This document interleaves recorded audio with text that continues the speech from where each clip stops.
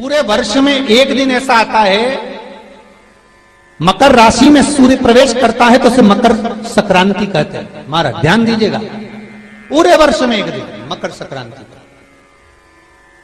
हमारे हिंदू धर्म में ये दिन है, हमारे हिंदू धर्म में जो ये दिन है। अच्छा, कई लोग कहते हैं कि सूर्य की उत्तरायण का क्रम है, ये क्रम है, ये पूजन का क्रम है, तिल्ली के लड्डू का क्रम है, लड्डू बना लो तिल्ली का, इसका क्रम है। पर अगर स्कंद पुराण उठाओ तो स्कंद पुराण में अगर मकर संक्रांति के क्रम को यदि पढ़ोगे तो मालूम पड़ेगा कि पूरे वर्ष में एक दिन ऐसा था जिस दिन भगवान शिव और नारायण, ये दोनों, इसलिए आज भी हिंदू धर्म में गुड़ के लड्डू तिल्ली के साथ मिलाते हैं। क्यों? उसका कारण कि शंकर और नारायण ये दोनों एक ही दिन, एक ही पल गंगा का स्नान करने के लिए रहते, एक ही। फिर भगवान शिव, देखिए कितना कितना हमारे हिंदू धर्म में एक एक तिथि का, एक एक बार का एक एक महत्व है, उसको समझिए।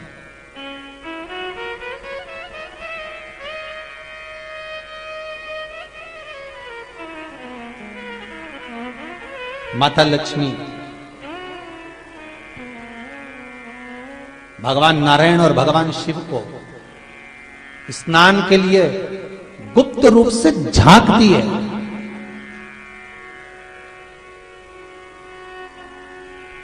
तो भगवान विष्णु ने तिरछी दृष्टि में माता लक्ष्मी को देखा,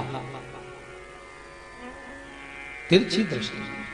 तो माता लक्ष्मी को देखकर भगवान विष्णु शिव जी को देखे तो शंकर भगवान ने कहा, नारायण हमने देख लिया, महारानी लक्ष्मी झांक रही है, हमने वर दे दिया है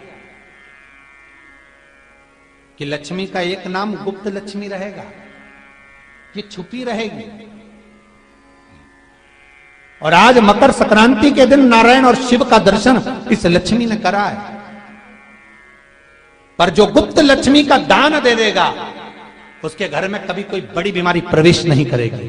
कैंसर जैसा रोग, किडनी और लीवर का रोग नहीं हो सकता। आज भी नियम है कि मकर संक्रांति के दिन एक लड्डू बनाया जाता है गुड़ और तिल्ली का, उसमें 1 का सिक्का, 2 का सिक्का या कोई लक्ष्मी उसमें फंसा दी जाती है और लड्डू को पैक कर कर किसी मंदिर में दान दे दिया जाता है। उसको कहते हैं गुप्त लक्ष्मी, जिससे घर में कोई बड़ी बीमारी प्रवेश न हो। वो केवल मकर संक्रांति को ही होता है।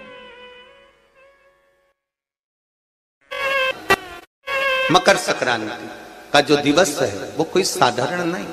आप लोग दान करते हो मकर संक्रांति पे? कितनी चीजें दान करते हो? और सुहागन माताओं को देते हो ना, क्या देते, कितने देते हो? 13, 14 कितने हैं? 14। कौन से पुराण में लिखा है कि 14 चीज देना चाहिए?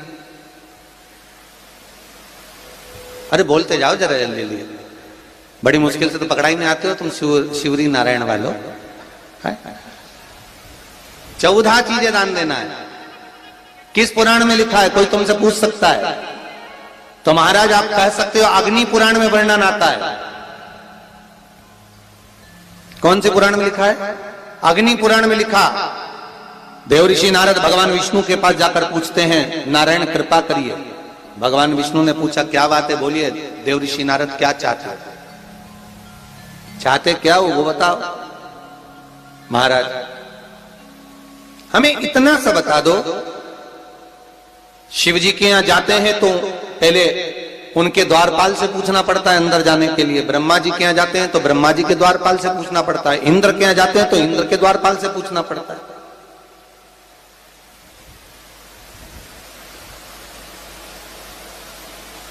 हम जितनी भी जगह जाते हैं तो कोई ना कोई द्वारपाल से हमें पूछना पड़ता है अंदर जाने के। भगवान देवऋषि नारद कह रहे हैं, नारायण से कुछ ऐसी कृपा कर दो कि हमें किसी से आज्ञा लेना ही नहीं पड़े। भगवान विष्णु तो उनकी बात को बस थोड़ा सा सुने और अंदर चले गए। नारद जी को लगा हमारा तो कोई जवाब ही नहीं दिया।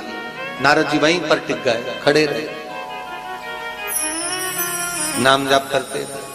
विष्णु वापिस आए और देवऋषि नारद से कहा एक काम करो, जब सूर्य मकर में प्रवेश करते हुए उत्तरायण की ओर जावे उस घड़ी उस पल में देवऋषि नारद तुम 14 बार भगवान के नाम का, शिव नाम का दान दे दीजिए, भगवान नारायण के नाम का, राम नाम का, कृष्ण नाम का दान दे दीजिए। अब देखो यहां पर यह नहीं लिखा कि प्लास्टिक का डब्बा दो, समझ लेना जी हो अच्छे से, कि लोगों ने दान को कितना भ्रष्ट कर दिया वो बताया जा रहा है। अग्नि पुराण में यह नहीं लिखा कि तुम प्लास्टिक की चाय की चन्नी दो 14, बाल्टी दो 14, या प्लास्टिक का डब्बा दो 14 है। यहां पर यह नहीं लिखा है कुछ भी हो।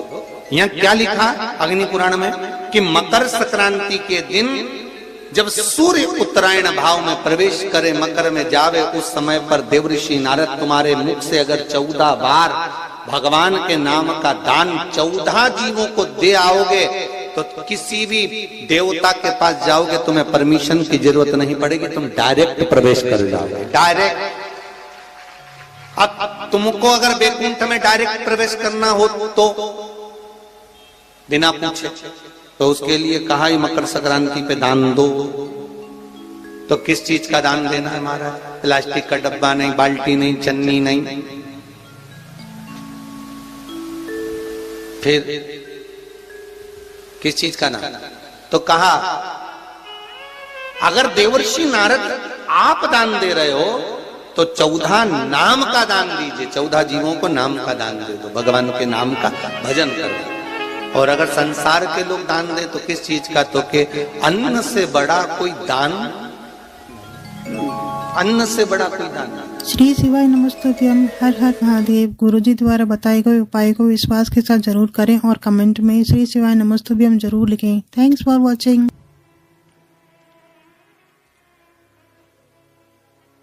महाराज आज सुंदर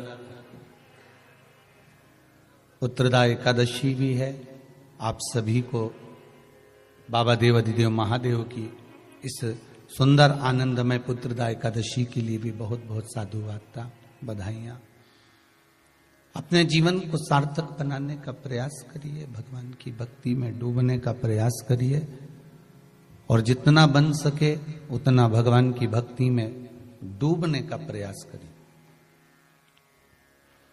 मंगल परिवार, गुप्ता परिवार, ऑस्ट्रेलिया का शर्मा परिवार,